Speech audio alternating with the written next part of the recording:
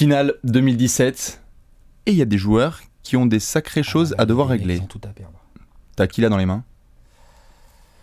Ça, c'est un petit garçon qui fait à peu près 2m03 et qui pèse à peu près 125 kilos, kilos à peu près, bien évidemment, notre ami LeBron. Non, 115, il paraît qu'il a maigri là. Bien évidemment, je te crois absolument pas. On s'installe. Pour parler un petit peu de cet aspect sur ces finales, parce que il y a bien évidemment deux équipes qui s'affrontent, mais au sein même de la série, il y a des joueurs qui, dans leur carrière, ont énormément à jouer sur ces finales par rapport au scénario, par rapport à leur dossier de Hall of Famer, par rapport à etc. On en a pris 3. Par rapport à... Ouais, leur dossier de Hall of Famer, on va en parler, ouais. Ouais, bah quand même. Hein. Par rapport à l'impact que ça peut avoir sur la suite. Exactement, sur la suite de la NBA, de leur carrière, etc. Ça peut être la totale. On en a pris 3, bien évidemment. Javel McGee, Sean Livingston et Ian Clark. Non, voilà. Absolument pas. On a pris donc LeBron, KD et Stéphane, tout à fait. Donc du coup, pour expliquer un petit peu les dossiers, et surtout, on voulait faire un petit peu cet overtime pour essayer d'avoir vos avis, surtout là-dessus, parce que il y a vraiment quelqu'un qui peut perdre énormément sur ces finales, et les avis, on les a eu dans tous les sens, que ce soit chez les Quinry, chez les Français, d'autres médias qu'on a vus un peu partout. Chacun essaye de mettre un petit peu ses sous. C'est qui a le plus à perdre, quoi. Voilà, donc on présente un peu rapidement les dossiers. On commence par le King. Je pense que, respect de la hiérarchie de la royauté, on commence par le King, LeBron. On le sait, là, par rapport à sa carrière, t'as déjà perdu 4 finales. Sur 7. Donc t'es à moins de 50% de réussite en finale. Voilà. Réussite collective, parce que, à part 2011, LeBron, je l'ai jamais trop vu chier dessus, vraiment. 2007, mais 2007, c'est un contexte vraiment différent. Non, ça va. 2011. Et 2014, ça allait. 2011, il se chie vraiment. 2011, il se chie vraiment dessus. Si tu passes à 3-5, vénère. Si tu es sur ta quête du GOAT pour aller, je cite, chasser le fantôme de Chicago, vénère si tu perds. Donc LeBron a énormément à jouer, et pour aussi plein d'autres raisons, par rapport à la suite de l'effectif des Cavs, des rumeurs qui pourraient tomber, etc. Donc quand on le voit, LeBron, là, sur ces finales, il te faut, tu as déjà fait une fois le back-to-back, il t'en faut un peu un deuxième. Si tu veux rentrer dans la catégorie vraiment des GOAT, il faut déjà commencer par 2 back-to-back. Hashtag Jordan, en fait, qui a fait 2 triplés. Si tu veux rentrer dans la catégorie des GOAT, c'est si tu veux aller chercher le titre. Si tu veux aller chercher le titre de GOAT. Dans les GOAT, sur sa génération, LeBron, je pense qu'il n'y a pas trop de discussion. Voilà. D'ailleurs, vous en faites pas, on le fera, l'apéro bien sûr. Jordan LeBron. Bien sûr. Ce sera sur une autre chaîne YouTube. Voilà. Uniquement dédiée à ça. Ouais. Mais donc, du coup, un petit peu pour ce dossier-là de LeBron, on a donc d'un point de vue individuel le fait que, aussi à son âge, mine de rien, si tu regardes, les Warriors, là, ils sont faits pour durer. Les mecs, ils vont tous lui un peu moins. Voilà, lui un peu moins. Donc, encore qu'on se demande des fois, mais quand on le voit, tu te dis que le mec, c'est Benjamin Button. Hein, l'autre, quand il avance, enfin bref, il rajeunit. Il a plus de cheveux, mais le reste, ça va. Hein. Voilà. Bien wesh. Mais pour le coup, LeBron, il y a énormément à jouer. Maintenant, Kevin Durant. Kevin Durant, on le sait, donc ça, c'est le deuxième dossier. KD, je te laisse le présenter un petit peu. KD, il a fait son traître l'été dernier. Bien wesh. Ok, ici. Il fait une saison. Bon, il s'est blessé. Il n'a pas joué du mois de mars. Mais sinon, sa saison, son intégration, c'est plutôt très bon. Mm-hmm. Ça reste KD. Ouais. Ça reste un mec qui, quand il décide de plier un match, il peut plier un match. On l'a vu. Hein. Il défend quand même beaucoup plus que ce qu'on peut bien dire. Il est présent. Enfin, joueur complet. Joueur énorme. Maintenant, il a un mec en face de lui. Qui a toujours pris sa place de numéro 1 à l'aile. C'est-à-dire que, voilà. Il pourrait être numéro 1 à l'aile dans plein d'autres générations, KD, et pas là. Ouais, voilà. Donc là, il a l'opportunité collective et individuelle de se mettre vraiment en avant, déjà d'aller chercher la première bague de sa carrière, déjà parce que KD il a pas de bague. Mine de rien. De faire un pied de nez à Oklahoma City en disant putain les gars, vous m'avez traité de traite, vous avez brûlé mon maillot, mais vous voyez que j'ai bien fait. Voilà. Tu vois, important. Et ensuite de dire genre ça y est, j'ai fumé LeBron, tu vois. Voilà, il y a cet aspect qui est énorme parce que s'il se fait encore fumer par LeBron après 2012, d'ailleurs on le mentionne pas, mais 2012, il se fait tabasser, il a que 23 ans. Voilà, c'est ça. C'est avec le Thunder, il perd la finale, mais oui, différent. C'est clair. Ouais. Il était jeuneau. Là, il est plus jeuneau.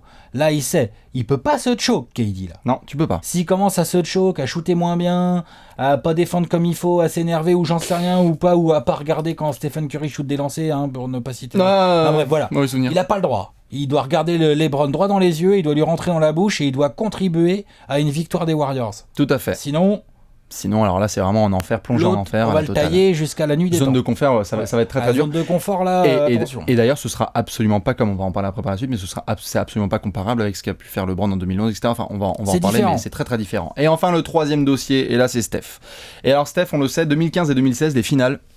Si tu refais des finales de merde et que tu perds, là, franchement, c'est trop dur de t'enlever ça de ton CV, quoi. J'ai même envie de te dire, si tu fais des finales pas terribles, mais que tu gagnes, c'est pas si bien, quoi. C'est ça. C'est ça que je veux dire. Il faut que tu sois vraiment la dominante. Genre imagine, voilà, on parle de KD, si les Warriors sont champions, et KD a été monstrueux, mais que Curry a été dans ses standards, lambda, là, soi-disant. 27 points à 50% au tir et 80% à 3 points. Et ben on le retiendra, ça. On dira, mais Curry en finale, gna gna gna gna gna gna gna. Alors qu'effectivement, lui, il a tout à gagner à foutre 30 points par match, à prendre des tirs comme il sait faire, à gérer le tempo comme il le fait depuis le début des playoffs, de rien. Faut qu'il fasse des belles finales. Il a beaucoup à perdre en termes d'image pure. Il pourrait vite se retrouver catalogué joueur de saison régulière. C'est ça. C'est-à-dire, bon, ce qui serait terrible, serait quand même moche. Ce serait terrible, mais pour le coup, on aurait vraiment sur le CV normal, un mec qui aurait été 2 fois MVP de saison régulière, dont 1 fois unanime, et 3 finales, 0 fois MVP. Oh, ça serait un petit peu chelou. Donc ça, c'est un petit peu pour les 3 dossiers. Bien évidemment, on demande vos avis. Moi, j'ai demandé celui d'Alex sur les 3. LeBron, KD, Curry. Qui est le joueur qui a le plus à perdre sur ces finales ? Pour moi, c'est LeBron. Le mec, en fait, il a le plus à perdre parce qu'il a le plus à jouer, quoi. Ah, c'est ça. KD peut revenir l'année prochaine et puis voilà, quoi. KD et Curry pourront revenir l'année prochaine et tout. LeBron, on verra. Je pense l'année prochaine, les Cavs seront encore très sérieux. Bien sûr. Mais il n'en a pas non plus 150 encore à jouer. Et puis surtout, il est attendu partout. Enfin, médiatiquement, c'est un truc de fou. Donc, ok, il n'est pas favori. Donc si ça perd 4-3 ou quoi, on pourra s'il est énorme et que ça perd 4-3, tu vois, on pourra pas faire grand-chose. Il peut pas se permettre de pas être énorme, LeBron, en fait. C'est ça. En fait, s'il est pas énorme, j'ai bien dit énorme. C'est ça le truc de LeBron maintenant. C'est quand il est pas énorme, genre s'il est en 27-7-7 comme il fait depuis le début de sa carrière, la merde. on va dire LeBron. Bah dis donc. Paillon, il a pas t'as passé Boston, il y a du monde, mais alors il a par pas réussi finale. Ça bégaye face aux Warriors. On va sortir ça. Pour moi, et puis après il y a tous les trucs historiques et Jordan et Shaq qui c'est ça surtout. Et Shaq qui nous explique que LeBron c'est un mélange entre Magic, Jordan et lui. J'adore Shaq, il me fait triper. Tu vois, ce genre de truc. Maïté, quoi, le mec. Donc, il fait de la cuisine de. LeBron, pour moi, il a beaucoup à gagner et énormément à perdre. Et en plus, je le rajoute là-dessus parce que, en effet, il y a ce point-là historique, c'est que si tu veux donc aller chercher Jordan, comme on a parlé dans l'autre vidéo, tu peux pas accumuler les défaites. On a déjà 4, c'est terrible. La vraie différence avec lui et les 2 autres joueurs dont on parle, KD et Curry, c'est que lui, il joue vraiment pour un truc all-time. Ouais. Alors que KD, bon, si tu veux, et Curry... il joue pas pour un truc all-time, il joue pour avoir une bague, c'est pas pareil. Eh bien, je pars sur Kevin Durant. Je pars sur KD parce que, ok, en effet... C'est en termes d'image. En fait, c'est en termes d'image. Parce que là, les gars, préparez-vous, hein, et les filles aussi. Préparez-vous, parce que pour le coup, en fait, KD, comment dire, le scénario a déjà été écrit depuis le 4 juillet à 17h02. Tu vois, c'est-à-dire qu'on a dit, mec, tu rejoins une équipe à 73-9. Il va être champion. Les mecs sont allés 2 fois en finale sans toi. Ils ont gagné 1 fois en finale sans toi. Ils ont été à 2 minutes, 3 minutes de faire un back-to-back sans toi. Tu viens, et là, ils perdent. Et là, ils perdent. Et en plus, derrière, si tu perds... massacré par les Browns. Si tu perds, tu te fais pas massacrer, on est d'accord, par Kyrie Irving et Kevin Love. Hein. S'ils perdent, c'est-à-dire que LeBron aura été monstrueux sur la match-up et vénère. KD ne peut pas. Il faut qu'il soit historique d'un point de vue statistique. Enfin, il faut qu'il soit à 30 points, tu vois, minimum, avec des pourcentages monstres. Il doit être clutch comme il faut dans les grandes rencontres. Il doit défendre. Il doit bien se comporter aussi devant les médias, parce que ça, crois-moi, je vais l'attendre aussi pour son image. Parce qu'on parle beaucoup sur le terrain, mais il va avoir énormément de son image, parce que là, le mec, on n'est même pas encore en début de finale qu'il dit, je cite... C'est pas très grave, la vie continue si je gagne pas. Mec, il a dit ça, il a dit j'ai plein de choses à accomplir dans ma vie, si ça se passe pas là, ça se passera une prochaine fois. Ne me sors pas ça, pas ça après avoir rejoint les Warriors. Bon, pourquoi t'es venu pour la météo? Voilà, je t'enlève de la pression, ok. Mais moi on me la fait pas, et nous et à vous non plus. Donc du coup KD, je pense qu'il doit être absolument historique sur cette série. Historique juste d'un point de vue statistique, et par rapport à LeBron, tu l'as mentionné, quoi. Il doit dominer sa match-up.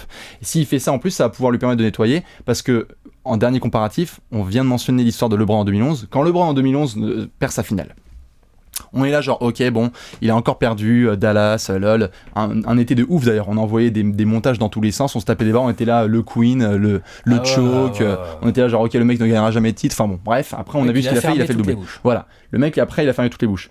Là KD, c'est pas du tout la même chose, mon pote. C'est pas du tout la même chose, parce que là tu rejoins vraiment une équipe de ouf. Si tu perds 2 fois contre LeBron, non. C'est mort. Il peut pas se permettre. C'est mort, tu pourras pas. Donc voilà, bien évidemment, balancez tous vos avis. Il y a des gens qui peuvent pas se permettre de perdre. Hein. Ah bah oui, il y a plein de monde, et puis il y a aussi pour les matchs. Bien sûr, et puis t'as du Draymond aussi qui a pas envie de perdre, t'as du Klay Thompson qui a pas envie de perdre, t'as du Kyrie. Kyrie, même Kevin Love, je suis sûr qu'il va. Bref. Tout à fait. Enfin bref, il y a des grosses matchs. Balancez vos avis là-dessus. LeBron, KD ou Curry, Zaza, on verra. Et bien évidemment, on souhaite de très bonnes finales à tous. À demain soir. Ciao.